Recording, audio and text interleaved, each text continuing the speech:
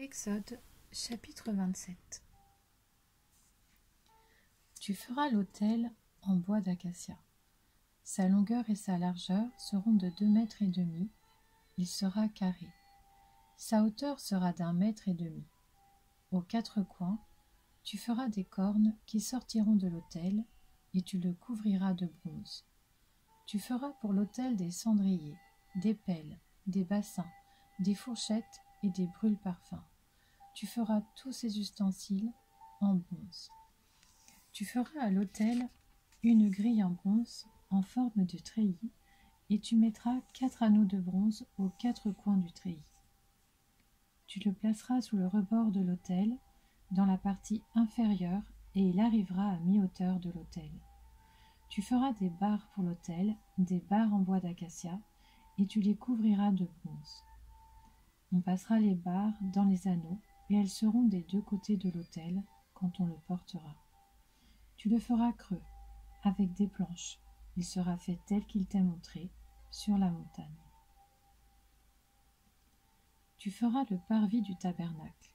Du côté sud, pour former cette cour, il y aura des toiles en fin lin retors sur une longueur de 50 mètres pour ce premier côté, avec 20 colonnes reposant sur 20 bases en bronze. Les crochets des colonnes et leurs tringles seront en argent. Du côté nord, il y aura également des toiles sur une longueur de 50 mètres, avec 20 colonnes et leurs 20 bases en bronze. Les crochets des colonnes et leurs tringles seront en argent. Du côté ouest, il y aura pour la largeur du parvis 25 mètres de toile avec 10 colonnes et leurs 10 bases. Du côté est, sur les 25 mètres de largeur du parvis, il y aura 7,5 mètres de toile pour une aile, avec 3 colonnes et leurs 3 bases, et 7,5 mètres de toile pour la seconde aile, avec 3 colonnes et leurs 3 bases. Pour la porte du parvis, il y aura un rideau de 10 mètres bleu, pourpre et cramoisi, avec du fin lin retors, un ouvrage de broderie avec 4 colonnes et leurs 4 bases. Toutes les colonnes qui forment l'enceinte du parvis auront des tringles en argent, des crochets en argent et des bases en bronze. La longueur du parvis sera de 50 mètres, sa largeur de 25 de chaque côté et sa hauteur de 2,5 mètres. Les toiles seront en fin lin retors et les bases en bronze. Tous les ustensiles destinés au service du tabernacle, tous ses pieux ainsi que tous les pieux du parvis seront en bronze. Tu ordonneras aux Israélites de t'apporter pour le chandelier de l'huile pure d'olive concassée, afin d'entretenir constamment les lampes. C'est dans la tente de la rencontre, devant le voile qui cache le témoignage, qu'Aaron et ses fils la prépareront pour que les lampes brûlent du soir au matin en présence de l'Éternel. C'est une prescription perpétuelle pour les Israélites au fil des générations.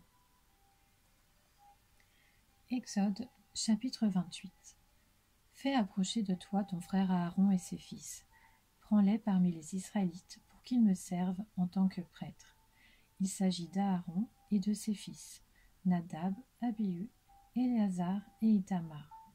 Tu feras à ton frère Aaron des vêtements sacrés pour marquer son importance et son rang. Tu parleras à tous les artisans que j'ai remplis d'un esprit d'habileté, et ils feront les vêtements qu'Aaron portera lorsqu'il sera consacré et lorsqu'il remplira la fonction de prêtre pour moi.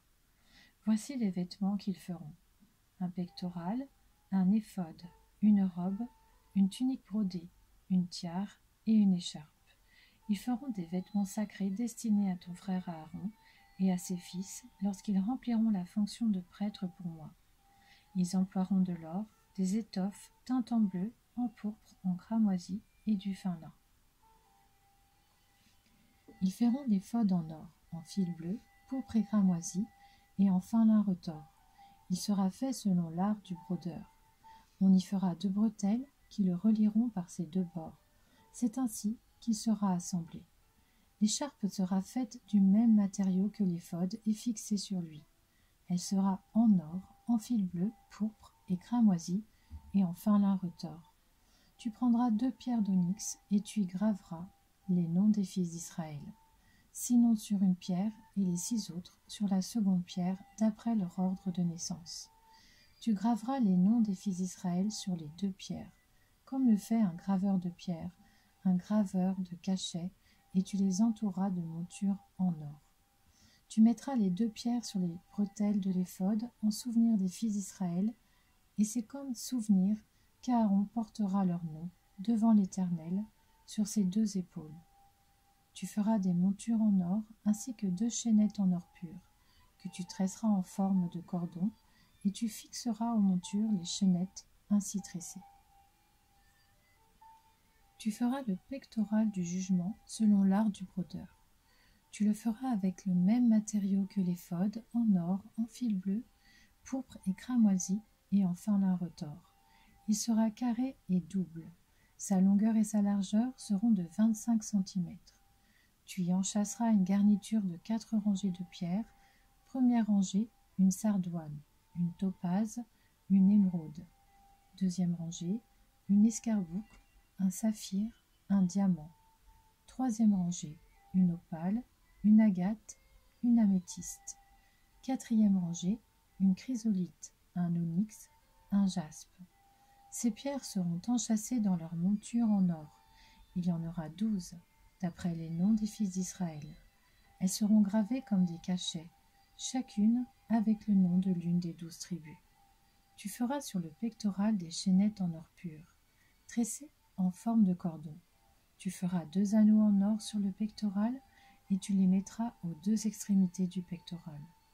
Tu passeras les 2 cordons en or dans les 2 anneaux placés aux 2 extrémités du pectoral, et tu fixeras par devant les bouts des 2 cordons aux 2 montures placées sur les bretelles de l'éphod. Tu feras encore 2 anneaux en or que tu mettras aux 2 extrémités du pectoral, sur le bord intérieur, appliqué contre l'éphod. Et tu feras 2 autres anneaux en or que tu mettras au bas des 2 bretelles de l'éphod, sur le devant, près de leur point d'attache, au-dessus de l'écharpe de l'éphod.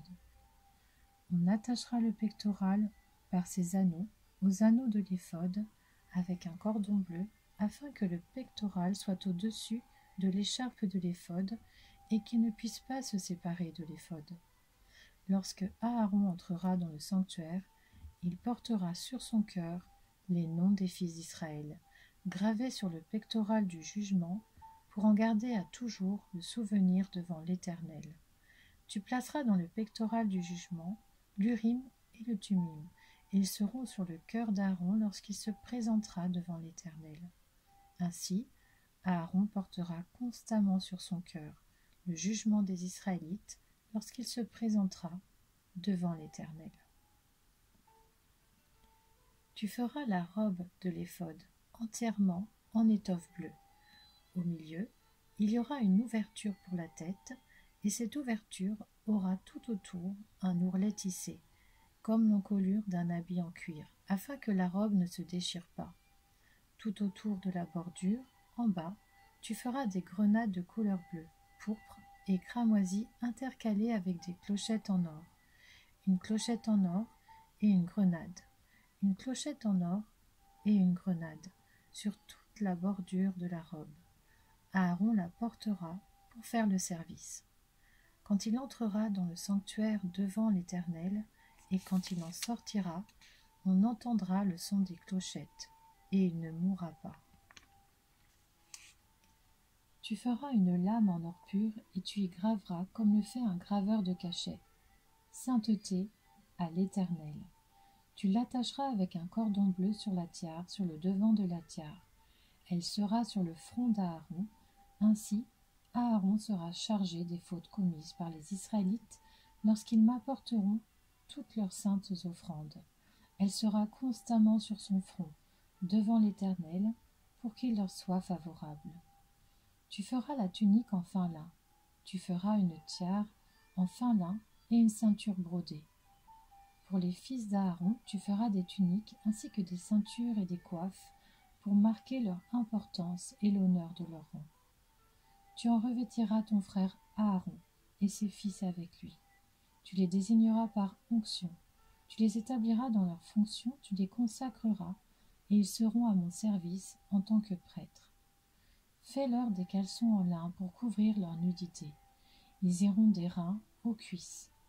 Aaron et ses fils les porteront quand ils entreront dans la tente de la rencontre ou quand ils s'approcheront de l'autel pour faire le service dans le sanctuaire.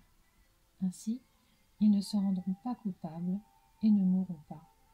C'est une prescription perpétuelle pour Aaron et pour ses descendants après lui.